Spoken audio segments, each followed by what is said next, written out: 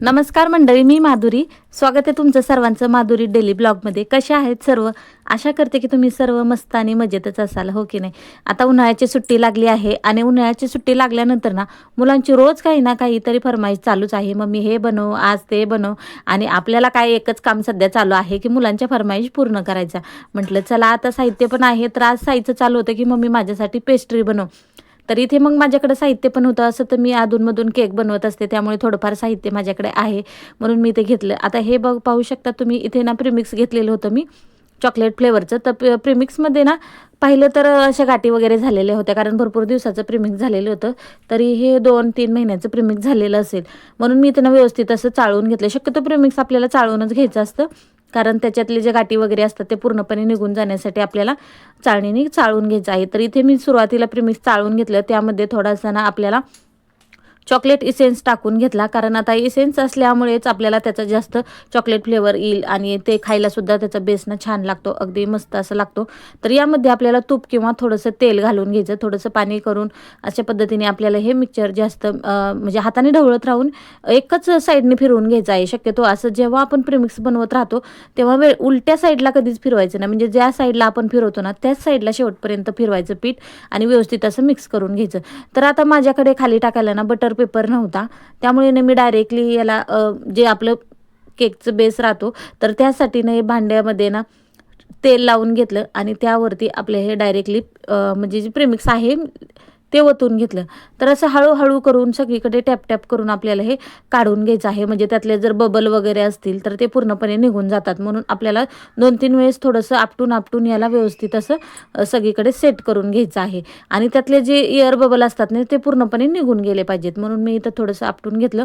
आणि ही आपल्याला प्रीमिक्स ज्यावेळेस आपण ठेवत असतो केक बनवायसाठी, तर त्याच्या आधी 10 मिनटं तरी आपल्याला ही प्रीहिटिंगसाठी इथे छोटंसं पातेलं म्हणा, कुकर ज्यामध्ये तुम्ही बनवत असाल ना तर ते भांडं आपल्याला ठेवायचं आहे. कमीत कमी 10 ते 15 मिनटं प्रीहीटवर अगदी बारीक गॅसवरतीही ठेवायचं आहे.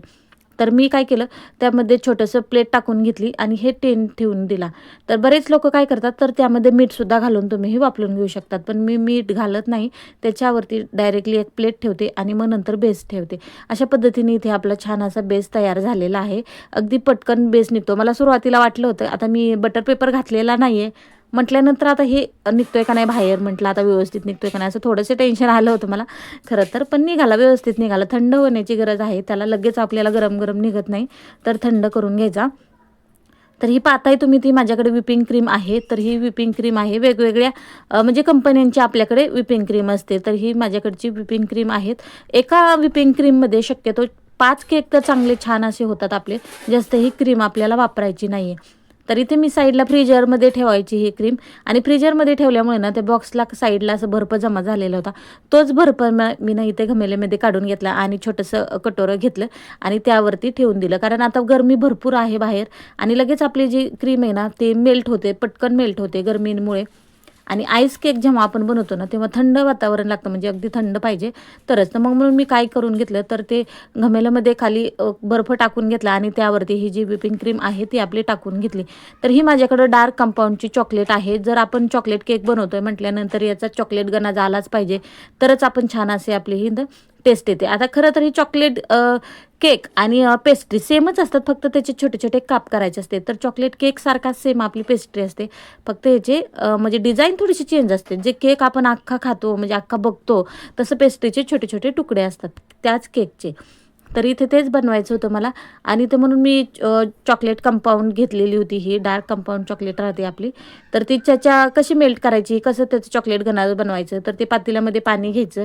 त्यावरती पाणी उकळायच्या आधी म्हणजे आपल्याला त्यावरती छोटीशी प्लेट मांडायची आणि नंतर मग आपल्याला ते चॉकलेट ठेवून घ्यायची आणि ते वाफेवरती म्हणजे डबल बॉईल आपण म्हणतो, तर अशा पद्धतीने आपल्याला डबल इथे मेल्ट करून घ्यायचे आहे. तर इथं विपिंग क्रीम आहे. आता ही बीटर आहे ना माझ्याकडं, तर ॲक्च्युली मी काय केकचा बिझनेस वगैरे करत नाही, पण मला हे केकची आवड आहे. अधूनमधून मी केक बनवत राहते, म्हणून आहोंनी माझ्यासाठी बीटर मशीन आणलेली आहे. अगदी छान असे बीटर मशीन आहे. स्टेप बाय स्टेप आपल्याला ह्यांनी बीट करायचं असतं.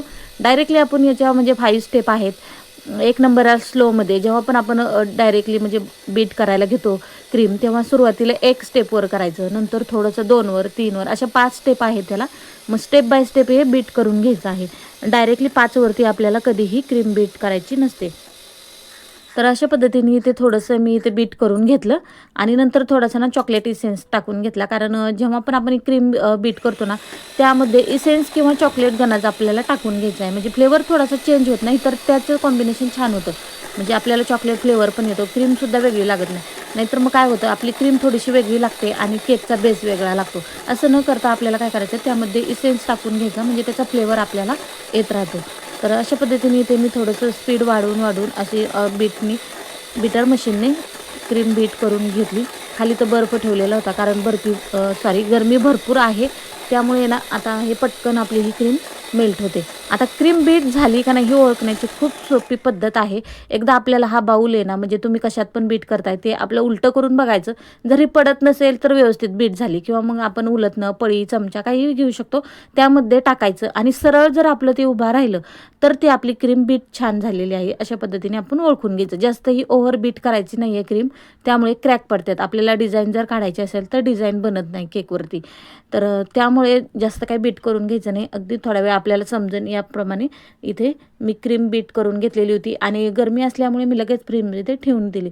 म्हटलं माझं चॉकलेट गनाज होईपर्यंत ते मेल्ट होऊन जाईल, म्हणून मी लगेच फ्रीजमध्ये ठेवून दिली. आता चॉकलेट गनाज बनवताना ना आपल्याला यामध्ये थोडंसं पाणी घालून घ्यायचं आहे, म्हणजे त्याचं सिरप आहे ना तो एकदम एकसारखं टेक्स्चरमध्ये येते. जर आपण चॉकलेटमध्ये जर पाणी घातलेलं नाही आहे ना, तर ते थोड्या वेळाने लगेच घट्ट बनतं आणि मग ते चॉकलेट व्यवस्थित म्हणजे आपल्याला ज्यावरती केकवरती म्हणा किंवा पेस्ट्रीवरती आपण जे काही बनवत असू ना, त्याच्यावरती व्यवस्थित असं सेट होत नाही. त्यामुळे इथे थोडंसं स्टेप बाय स्टेप करून मी ते पाणी घालून घेतलं, मिक्स करून घेतलं आणि मस्त असं आपल्या इथे चॉकलेट गनाज तयार झालेला आहे. जेव्हा पण आपण चॉकलेट केक बनवतो ना, तेव्हा चोको चिप्स आणि चॉकलेट गनाज नक्की टाकायचं. त्यामुळे थोडासा फ्लेवर छान येतो आणि चॉकलेटचा फ्लेवर येतो. लहान मुलांना खूप आवडते ही, आणि माझ्या तर दोन्ही मुलांनाही म्हणजे फ्लेवर हे खूप आवडतो. शक्यतो चॉकलेट फ्लेवरच घरामध्ये बनवला जातो. बाकी जास्त पायनॅपल वगैरे मुलांना आवडत नाहीत, बटरस्कॉच वगैरे. त्यामुळे चॉकलेट फ्लेवरचं प्रीमिक्स माझ्याकडे नेहमी असतं. आणि हे जे तुम्ही बघताय ना बेस माझ्याकडे, जेव्हा पण माझ्याकडे केक येतो किंवा मी बड्डे सेलिब्रेशनला केक करते, तेव्हा मी अशा पद्धतीचे ना खाली बेस आहे ना, म्हणजे ते पुष्ट्याचा तुम्ही पाहू शकता, तर ते मी काढून ठेवत असते. केक वगैरे झाल्यानंतर धुवून स्वच्छ ठेवून द्यायचं. मग अशा टायमाला आपल्याला उपयोगाला मिळतं, कारण आयत्या टायमाला आपण कुठे जाणार, अशा एकट्यासाठी बेस कुठून आणणार, हो की नाही. म्हणून मग मी तसंच ठेवून घेत असते. आणि ही सवय ना मला खरंच उपयोगी पडते. कधी कधी गोष्टी मी एवढ्या जपून ठेवते की ते मला नंतर लागत नसल्या तरीही मी जपून ठेवते, पण कधी कधी त्या उपयोगालाही येतात. असं म्हणजे मला त्याचा फायदाही होतो की मी वस्तू जपून ठेवते. तर इथे मी याचे ना 2च लेअर करून घेतलेले होते, कारण आपला हा बेस अगदी छोटा होता, जास्त काही इथं बनवलेलं नव्हतं. थोडंसं 1 वाटी एवढंच मी इथं प्रीमिक्स घेतलेलं होतं. म्हटलं जास्त बनवलं तर मुलं खात नाही आहेत, आणि अगदी थोडं असेल ना तर सगळे मिळून आवडीने खातात आणि पटकन संपून जातं. म्हणजे माझं तर असंच होतं, कारण मी जेव्हा पण असं ठरवते की मुलांना जास्त खायचं असेल किंवा जास्त लागेल त्यांना, मग खातील एवढं, तर ते नेमकं माझं शिल्लक राहतं. आणि जेव्हा मी कमी बनवते ना, त्या दिवशी मात्र हमखास ते माझं संपलेलं असतं. तर बघा इथे छानच आपले 2 बेसचे तुकडे करून घेतलेले होते इथे मी, म्हणजेच आपले लेअर करून घेतलेले होते. त्यावरती चॉकलेट सिरप टाकून घ्यायचं थोडंसं, आणि आपण जे शुगर सिरपसुद्धा आपल्याला टाकून घ्यायचं आहे, म्हणजे आपला ते बेस ना गोड लागतो.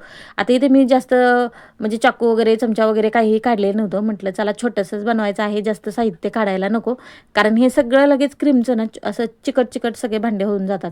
त्यामुळे इथे मी काही जास्त भांडे काढलेले नव्हते.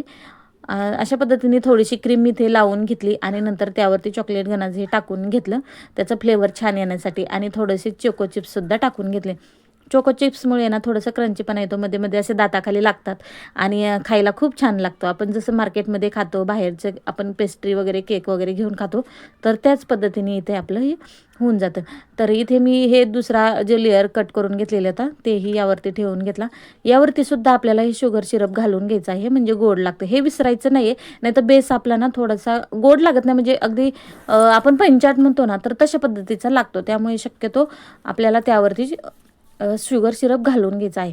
नंतर इथं मी थोडं करून परत याला राहिलेले क्रीमचं इथं कोटिंग करून घेतलं व्यवस्थित. असं जास्त काही डिझाईन वगैरे मला बनवायचीच नव्हती, कारण आपण जे पेस्ट्री बाहेर खातो त्यावरती अजिबात डिझाईन नसते आणि ती खायलासुद्धा छान लागते.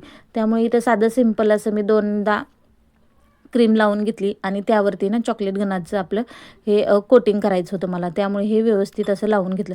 आणि ह्याची एक खासियत आहे, म्हणजे थंड झालं ना की लगेच ते मेल्ट व्हायला सुरुवात होते, म्हणजे घट्ट होतं, नाही तर मग एकतर एकदम पाणी पाणी होतं, म्हणजे जर गरमी जास्त असेल तर. पण आता जास्त मी ठेवून दिलेलं होतं लगेच साईडला, आणि थोडंसं हवा जर लागली थंड की मग लगेच घट्ट बनतं ते.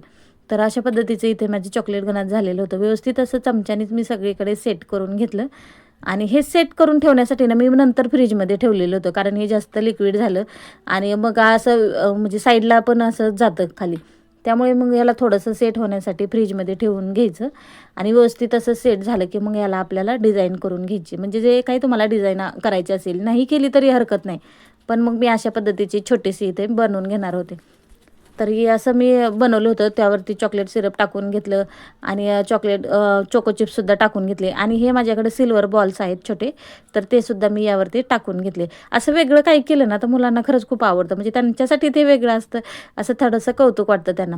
आता हे सगळं ना मी फ्रीजमध्ये ठेवून दिलेलं होतं 10 मिनिटासाठी, कारण म्हटलं ही चॉकलेट गनाज आहे ना ते सेट होईल, नाही तर लगेच लिक्विड जास्त असल्यामुळे कट वगैरे करता येणार नाही. तर इथे छोटंसं मी ते शेपमध्ये इथे सगळीकडं हे करून घेतलं, म्हणजे कट करून घेतलं, म्हणजेच आपली छोटीशी पेस्ट्री, जे की आपण मार्केटमध्ये बघतो ते फक्त प्लास्टिकच्या बाउलमध्ये किंवा प्लास्टिकच्या बॉक्समध्ये दिली जाते, साध्या बॉक्समध्ये दिली जाते. आणि हे आपल्याकडे काही घरगुती आपण बॉक्स वगैरे काही वापरत नाही, त्यामुळे घरची असं काही नाही होती. जर तुम्हाला चॉकलेट बाउलसुद्धा आता सध्या मार्केटमध्ये आलेला आहे, याच पद्धतीने छोटा केक बनवायचा आणि बाउलमध्ये त्याचं सेट करून द्यायचं, त्यालाच म्हणायचं चॉकलेट बाउल. त्याची प्राईससुद्धा एवढी आहे ना सध्या मार्केटमध्ये 350, 250, 500 असे रेंज आहेत त्याचे. तर हे साधे सिंपल आपण घरीसुद्धा हे प्रोडक्ट बनवू शकतो. अगदी सोपी रेसिपी आहे. या पद्धतीने तुम्ही एकदा नक्की ट्राय करून बघा. अगदी तुम्हाला समजेन अशा पद्धतीने इथे मी सांगितलेली आहे सगळी रेसिपी. तर इथे छोटे-छोटे ना क्रीम माझी उरलेली होती, म्हणून खरं तर ही डिझाईन मी काढायला घेतली. नाही तर तुम्ही डिझाईन नाही केली तरी हरकत नाही. तर तुम्ही पाहू शकतात अगदी छोटे-छोटे इथे पीस मी बनवून घेतले आणि त्यावरती ना छोटेसे गोल असं फुलांसारखं आपले जे व्हिपिंग क्रीम उरलेली होती त्याचीच मी डिझाईन केलेली आहे. खरं तर डिझाईन म्हणून बनवायची नव्हती, तर उरली आहे क्रीम म्हणून मी इथं डिझाईन छान करून घेतलेली होती. तर पाहू शकतात मस्त असं आपला इथे ना पेस्ट्री तयार झालेली होती. अगदी छोटीशी त्रिकोणी, याचे तुम्ही वेगवेगळे शेप करू शकतात, म्हणजे चौकोनीमध्ये आपण जे बघतो ना आयताकृती, चौकोनी किंवा हार्ट शेप, वेगवेगळे शेपमध्ये आपण ही पेस्ट्री तयार करू शकतो. तर अशा पद्धतीची झालेली होती. पाडशील बघ खाऊन कसं लागतंय. अरे चाकूने कुठं खातोय साऊ. आवडला. माझ्या मम्मीच्या चॅनलला लाईक आणि सबस्क्राईब करा.